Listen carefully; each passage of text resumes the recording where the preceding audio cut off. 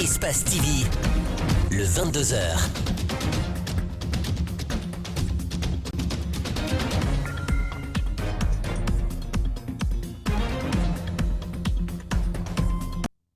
Merci mesdames et messieurs de votre fidélité à Espace TV. Merci donc de nous préférer. Vous êtes dans le 22h, dont voici les principales articulations. Le procureur de la République près le tribunal de première instance de Dixine veut mettre le grappin sur les responsables de l'Union des forces démocratiques de Guinée, activistes du FNDC. Sidi Souleymane Ndiaye était face à la presse ce mardi pour dérouler également les procédures judiciaires en cours au lendemain des violences post-électorales dans le pays. Vous en saurez davantage dans un court instant.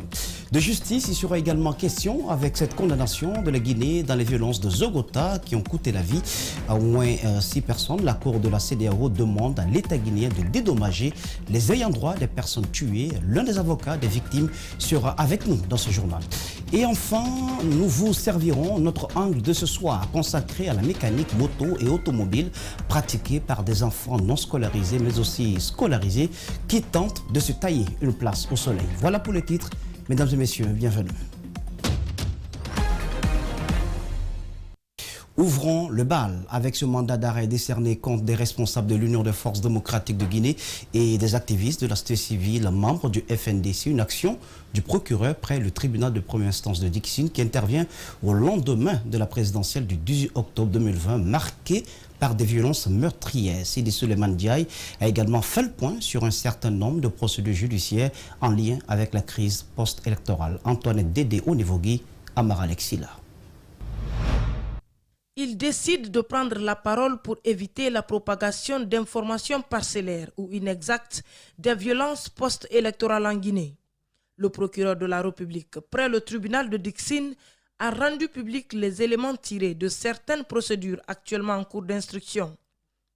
En application de l'article 47 du Code de procédure pénale, fait ouvrir une information judiciaire devant le cabinet du doyen des juges d'instruction contre X pour fabrication, acquisition, stockage, détention et usage d'armes légères et de guerre, de munitions, menaces, association de malfaiteurs, faits prévus et punis par les dispositions des articles 846 et suivants, 282 et suivants et 784 et suivants du Code pénal.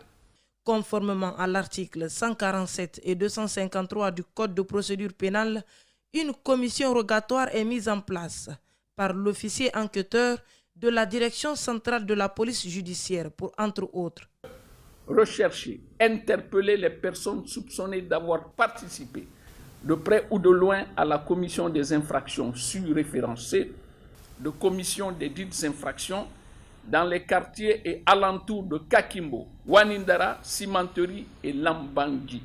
Selon le procureur, les personnes dont les noms suivent sont activement recherchées pour troubles à l'ordre public. Ousmane Gawal Diallo, Mamadou Selou Balde, Shérif Ba, Abdoulaye Ba, Étienne Soropogui, qui ont proféré des menaces de nature à troubler la sécurité et l'ordre public. La brigade de recherche de Matam a pour sa part ouvert une enquête pour incendie volontaire du train Rissal Frigia attaqué par des individus non identifiés à la transversale 7 de Somphonia. Les investigations menées par l'unité d'enquête ont permis l'interpellation de 16 personnes. Sidi Souleymane Ndiaye rappelle tout de même que toutes les procédures judiciaires entreprises avant, pendant et après le processus électoral seront menées dans le respect de la législation en vigueur. Voilà, Sidi Souleymane Ndiaye, procureur de la République près le tribunal de première instance de Dixine. Dans le même registre, Maître Pépé Antoine Lama, l'un des avocats du Front National pour la défense de la Constitution, dit ne pas être surpris par les mandats d'arrêt décernés contre Ousmane Gawal Diallo, c'est que Koundouno ici. Cependant, il déplore la position du parquet qui devient un parquet selon lui à la solde du pouvoir en place avec pour objectif de réduire au silence les opposants au régime en place. Alseni Bari, Abaka Din Kamara l'ont rencontré pour vous. Moi, je ne suis pas surpris Le parquet de Dixine, j'ai toujours l'habitude de rappeler que c'est un parquet au service du troisième mandat. C'est un parquet politique qui n'hésite pas à bondir un seul instant sur un opposant contre lequel on a envie, n'est-ce pas, de clouer le bec. J'ai appris par voie de presse aujourd'hui que des mandats d'arrêt auraient été émis à l'encontre de nos clients pour des faits débarrassés de toute substance probante. Face à cette situation, moi je vois ça là encore une cabale, une façon, n'est-ce pas, très déloyale de museler l'opposition politique. Nous venons de sortir d'une crise qui a secoué toute la République de Guinée. Je pense qu'on devrait penser à s'occuper d'autres questions que d'utiliser la justice à des fins politiques. Cette situation doit cesser. Il faut qu'on arrête d'instrumentaliser la justice à des fins politiques. 8 ans donc après le massacre de Zogota dans le sud forestier de la Guinée, la Cour de justice de la CEDEAO condamne la Guinée à payer 960 millions de francs guinéens aux ayants droit des 6 personnes tuées. Elle condamne également le pays à verser la somme de 240 millions de francs guinéens à chacune des victimes. Les avocats des victimes de Zogota saluent ce verdict et invitent la Guinée à ouvrir le procès dans notre pays pour situer les différentes responsabilités.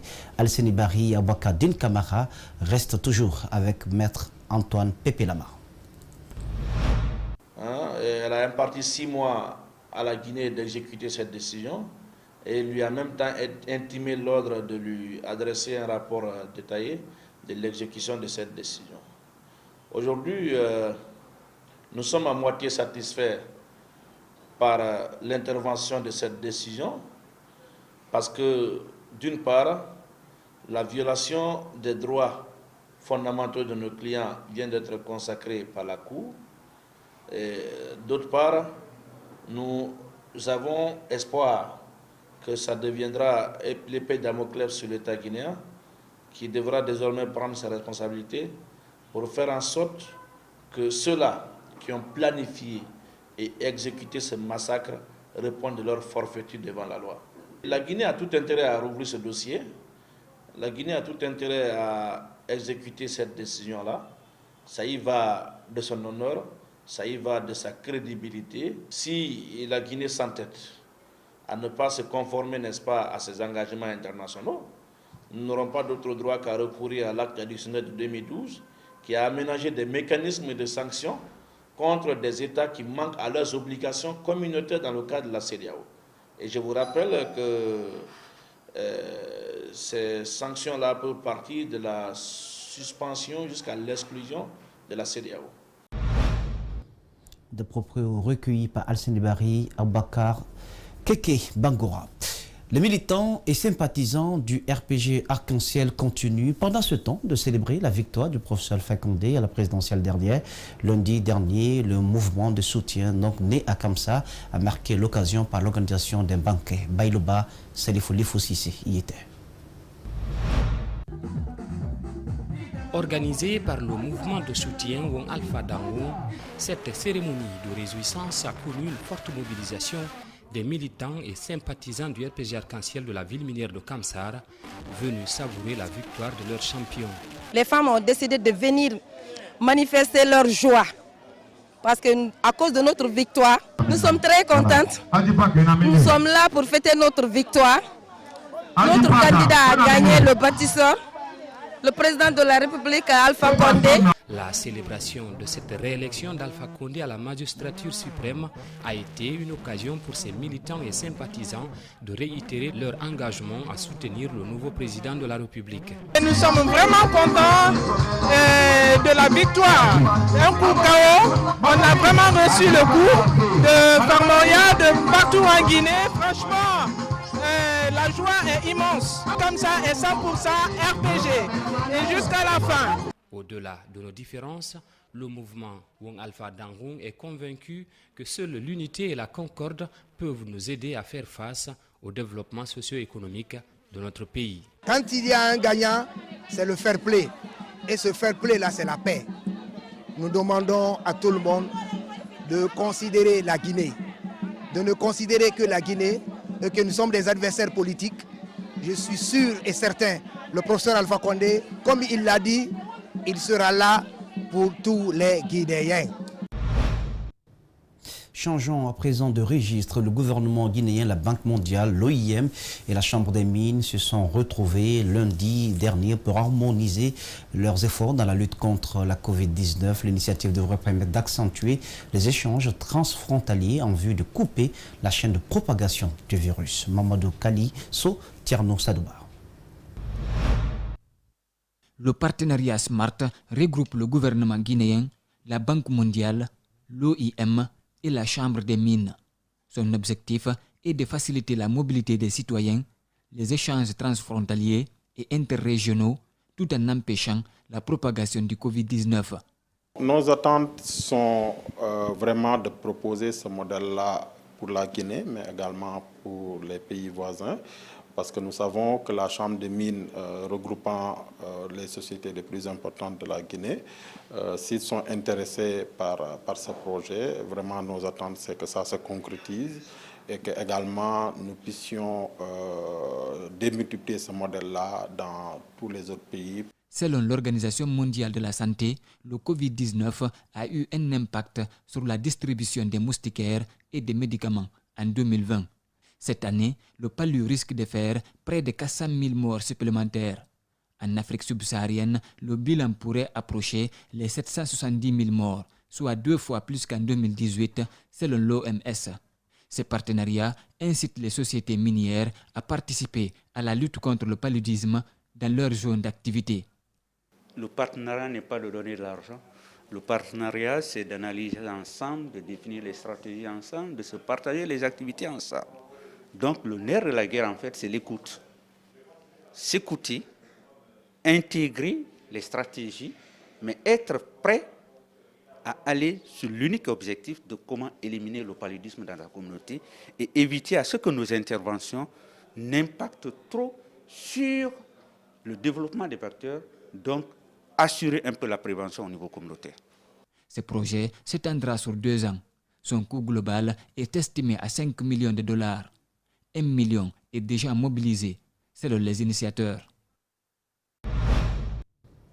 Dans le même sillage, remise officielle ce mardi des clés de l'hôpital de campagne de Sonfonia aux autorités guinéennes. Il s'agit de renforcer la capacité d'accueil des patients dans le cadre de la riposte contre la Covid-19. La cérémonie inaugurale a connu la présence du ministre de la Santé, des hauts gradés de l'armée et des partenaires financiers. Compte rendu Idrissa Bari, Tierno Sadoubar. L'hôpital dont il s'agit se trouve dans l'enceinte de l'École nationale de la gendarmerie de Sonfonia. Il est offert par le prince d'Abu Dhabi et réalisé par une équipe sud-africaine et indienne. L'espace occupe une longueur de 120 mètres pour une largeur de 55 mètres, soit une capacité d'accueil de 200 malades. Ici, sur le terrain, il y a 35 tentes. Les 35 tentes, il y a 20 tentes qui contiennent les lits d'hospitalisation ordinaires. Et chaque tente de lit d'hospitalisation contient au moins 8 lits, ce qui veut dire que 160 lits d'hospitalisation sur les 20 tentes. Il y a encore 8 tentes réservées uniquement pour les cas d'urgence, cas de réanimation. Ces 8, chaque tente contient 6 lits de réanimation, ce qui fait au total de 48 lits. C'est qu'il y a ici, sur le site, 208 lits réservés uniquement pour l'hospitalisation et la prise en charge des cas d'urgence. C'est important. Pour le directeur de l'Agence nationale de sécurité sanitaire, cette remise vient à point nommé, d'autant plus que son institution a décidé de lancer une nouvelle stratégie, celle de la recherche active couplée à la sensibilisation de riposte contre la maladie dans le pays. Donc je peux vous rassurer, les mêmes techniques que nous utilisons dans les autres centres d'isolement vont être pratiquées. L'État a déjà mis en autre moyen les moyens nécessaires pour entretenir ce bijou, pour maintenir sa qualité comme vous venez de voir, et pour mettre aussi des agents assermentés. Ce n'est pas n'importe qui va travailler. Cette fois-ci, nous allons faire appel à candidature et il y a des critères de filtrage pour qu'on puisse maintenir le drapeau très élevé de la qualité de gestion de ce beau centre. L'engagement de l'État L'accompagnement des partenaires et le dévouement de l'Agence nationale de sécurité sanitaire réjouissent le ministre de la Santé. C'est là que nous avons besoin pour le bonheur de nos populations. Avoir plein de structures sanitaires pour la prise en charge de nos patients. Et cet autre bijou ne fera que renforcer la capacité d'accueil, de réception de nos malades souffrant de cette pandémie de Covid-19. À ce jour, 400 malades sont hospitalisés dans tout le pays. Avec le dépistage massif lancé il y a quelques jours par la NSS, il faut s'attendre à plus de cas, prévient Dr Sakoba Keita.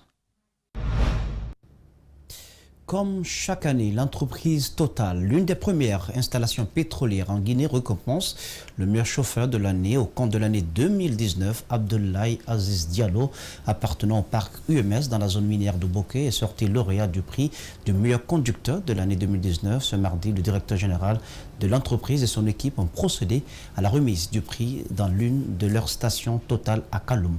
Le point de ce public reportage, c'est avec Ali Badra Kamara, Yacouba Traoré. Encore une fois, l'entreprise pétrolière Total se distingue des autres du pays. Dans le cadre des mesures de sécurité routière, l'une des valeurs de Total. Depuis des années, elle s'est fixée pour objectif zéro accident dans le transport de son produit d'une ville à une autre.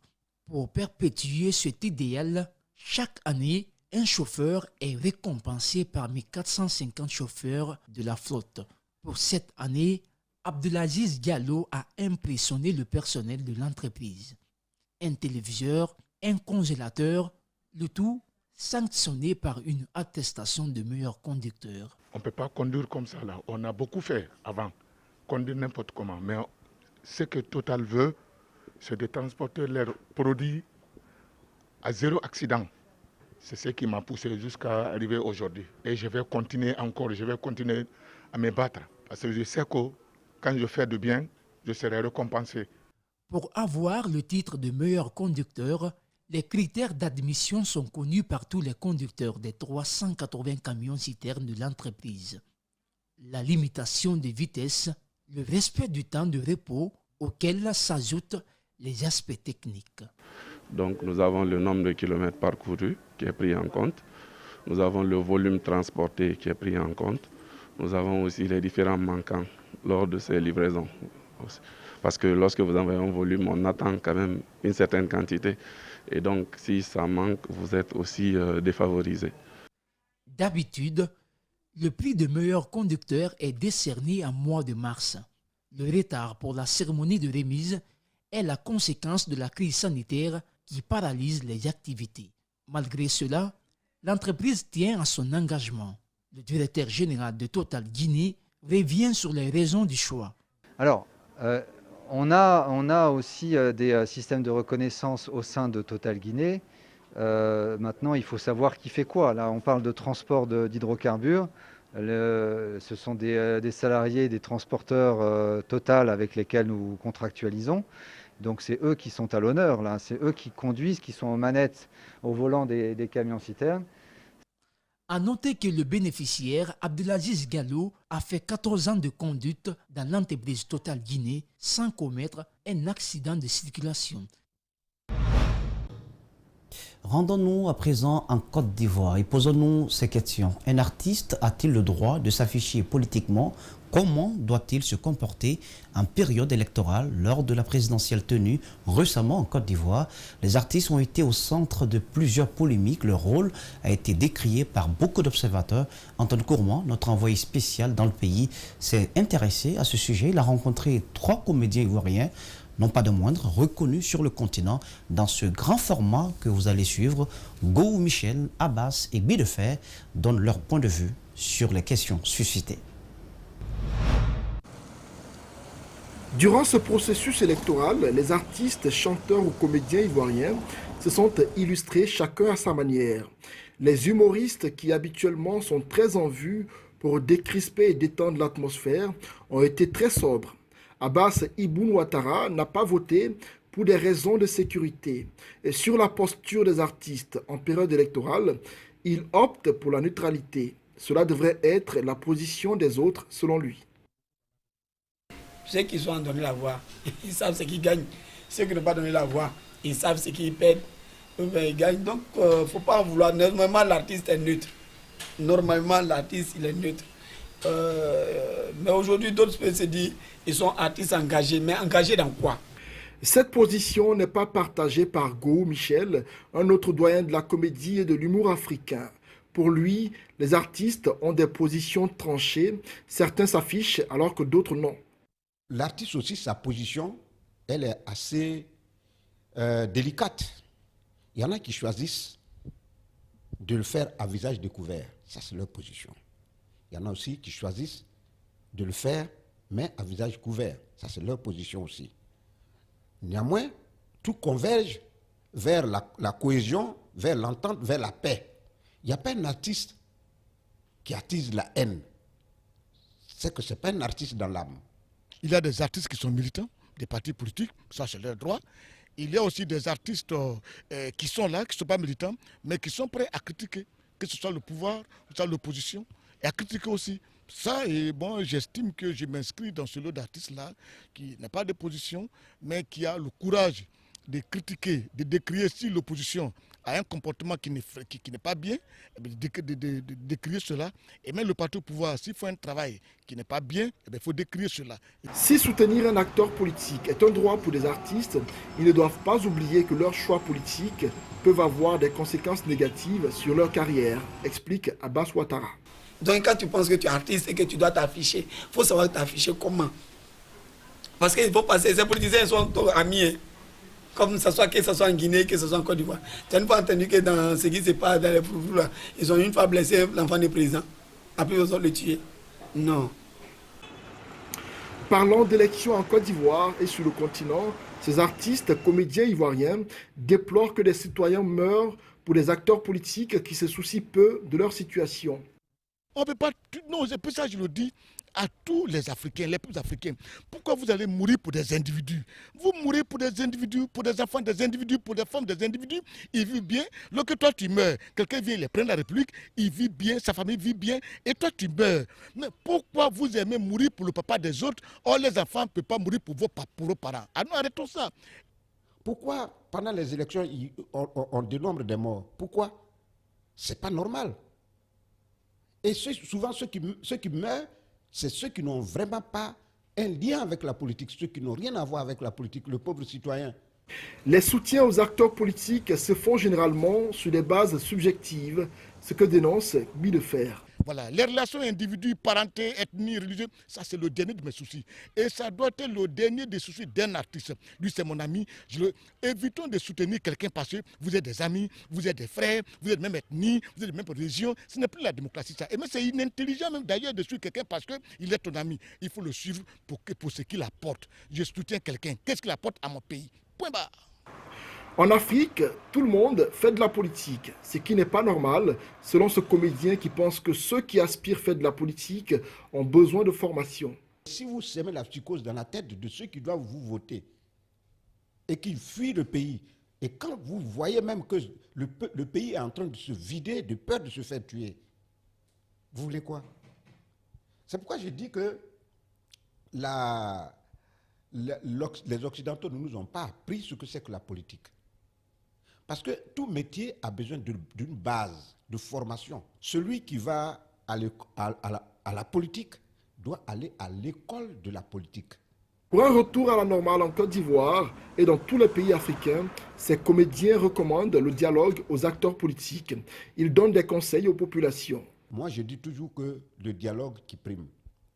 Le dialogue, on a beau faire, on s'est beau entre-déchirer, on s'est beau entre-tuer. À la fin, il y aura toujours le dialogue. Pour qu'on s'entende, c'est toujours par le dialogue. Alors, pourquoi ne pas commencer par le dialogue? La guerre qui a eu lieu en 2010, là, on a eu près de 3000 morts, des gens ont eu des jambes amputées, des bras amputés carrément, qui ne peuvent plus rien faire, mais ils n'ont pas eu de soutien valable. Alors qu'on voit les gens pour lesquels ils ont eu des bras coupés, des pieds coupés, on les voit vivre de manière, c'est-à-dire ils vivent avec une extravagance, ils vivent dans le luxe, ils vivent bien, pendant que vous avez des bras coupés, vous vivez dans des quartiers précaires, des situations précaires. Pourquoi mourir pour quelqu'un? Mais ils ont commencé à comprendre. Aujourd'hui, la politique a créé une fissure au sein du milieu artistique ivoirien. Les positions des uns et des autres ont un impact visible sur les productions musicales et théâtrales en Côte d'Ivoire, même si certains font mine de l'ignorer. Voilà les avis des comédiens ivoiriens. Grand format signé Antoine Kourma, Ousmane Diomandé depuis la Côte d'Ivoire. Zoom ce soir sur les enfants apprentis mécaniciens. Vous savez sans doute qu'ils sont nombreux dans les rues de Conakry. Vous avez sans doute remarqué qu'ils sont de plus en plus nombreux également dans les garages moto et automobiles. La plupart d'entre eux n'ont pas eu la chance d'aller à l'école, mais certains réussissent à cumuler l'apprentissage dans les garages à l'école. Comment s'en sortent-ils? Nos reporters Algassimou Yaleba, Tierno Sadouba ont cherché à le savoir. C'est le grand angle de la rédaction de ce soir. C'est notre grand format, mesdames et messieurs.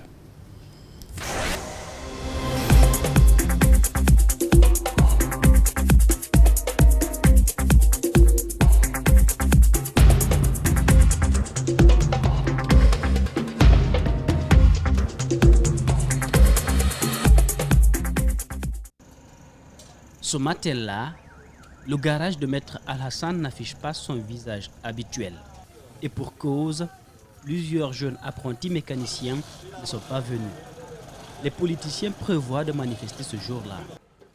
Dans ce garage, ils sont une vingtaine de jeunes garçons dont l'âge varie entre 6 et 19 ans à venir tous les jours pour apprendre la mécanique moto. Chaque semaine, on reçoit de nouveaux apprentis. Parfois, c'est nous-mêmes qui refusons de prendre pour diminuer le nombre d'apprentis. Car ça ne sert à rien de regrouper ces enfants ici, alors qu'ils ne font rien. Quand un enfant fait ici 1 ou 2 ans sans rien connaître, on ne sera pas content, à plus forte raison ses parents. Chez nous, pas de retard, pas de chômage. Les enfants doivent venir à 8 heures pile. S'ils retardent, on les chicote. Mais si c'est un élève, pas de problème. On établit juste un programme qu'il doit respecter. On n'a pas de jour de repos ici. Si tu veux laver ta tenue, tu le fais le soir. Quand on te confie un enfant, tu dois le traiter comme ton propre enfant. Voici le plus petit du garage. C'est aussi le dernier à venir.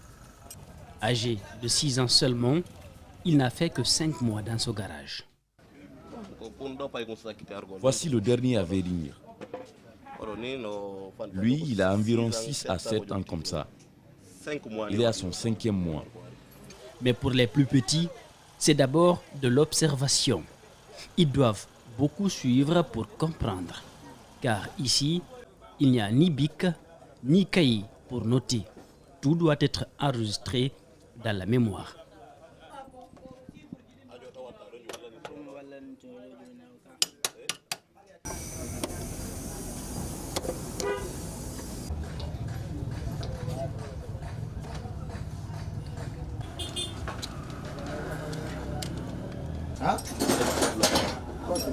Pour l'heure, la tâche de Mamadou Lamarana et ses copains se limite à aller chercher les pièces et les apporter aux plus anciens.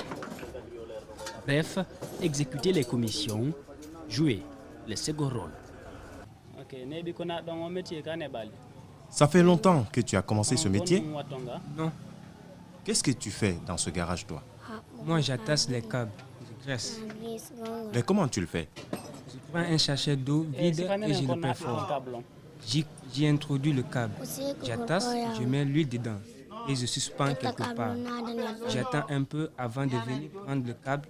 Pour couper. Je travaille moi.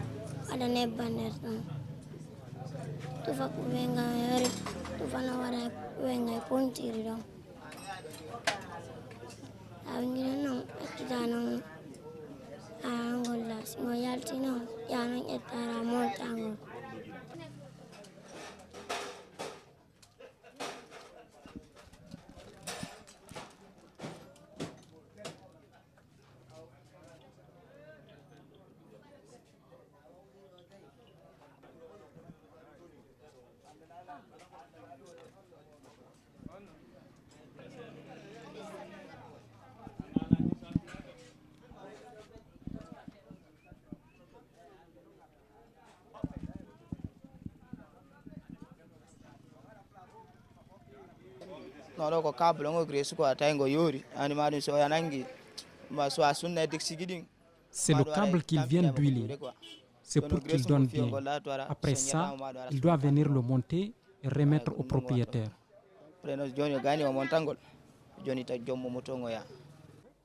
Le gros du travail revient aux adjoints de Maître Alassane, comme il les appelle. Ils sont déjà 4 qui maîtrisent le travail et qui s'apprêtent à se séparer de leur maître. Parmi eux, Mamadou Saliou. Après un décrochage scolaire, il a passé du temps à la maison avant que son frère ne lui impose de venir apprendre ici. Aujourd'hui, il a ses 19 ans. C'est le plus ancien des apprentis de Maître Alassane. C'est aussi le plus expérimenté. Durée 3 ans. Contrairement à d'autres apprentis, Mamadou Lamarana continue à aller à l'école en même temps.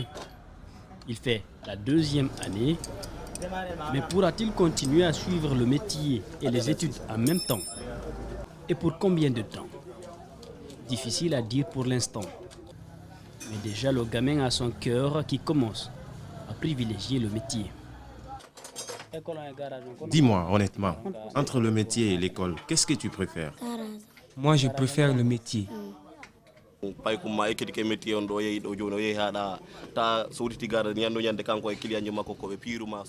Si ton enfant apprend un métier et qu'il ouvre son garage et tous les jours il se dispute, ou bien s'il vole les pièces pour revendre, c'est pas bien.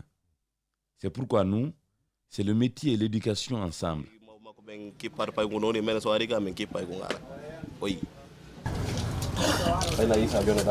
Va dire à Issa de te donner un Nescafé. D'accord.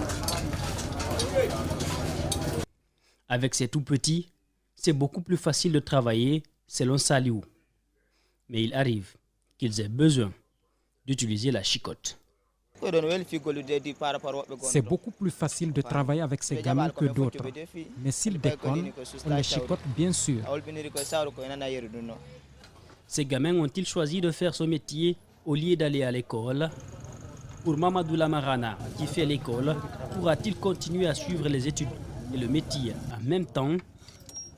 Des questions qui méritent d'être répondues par les parents de ces nombreux garçons qui inondent les ateliers et garages.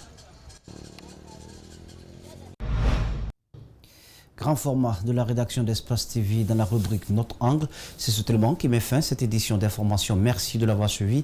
Merci aux équipes techniques et rédactionnelles. Demain, vous serez avec Mamadou Boy Diallo à la même heure sur la même chaîne. D'ici là, passez une agréable suite de programme sur Espace TV, la télé de notre planète. Bonsoir.